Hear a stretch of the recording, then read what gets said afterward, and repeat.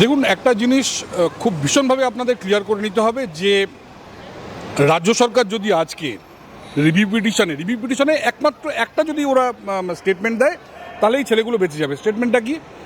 সেটা হচ্ছে যে আমি আপনাদের হাতে তুলে দিলাম যোগ্য এবং অযোগ্যদের তালিকা। এটা যদি দেয় তাহলে এরা সবাই বেঁচে যাবে। কিন্তু এটা তৃণমূল সরকার বা মুখ্যমন্ত্রী মমতা ব্যানার্জি বা তার এসএসসি কারো পক্ষে দেওয়া সম্ভব না। কারণ যে মুহূর্তে এটা সাবমিট করা হবে সুপ্রিম কোর্টে, সেই মুহূর্তে এটা স্বীকার করা হয়ে যাবে যে Trinamool Congress top to bottom সবাই এই চুরি এবং এই দুর্নীতির সঙ্গে যুক্ত।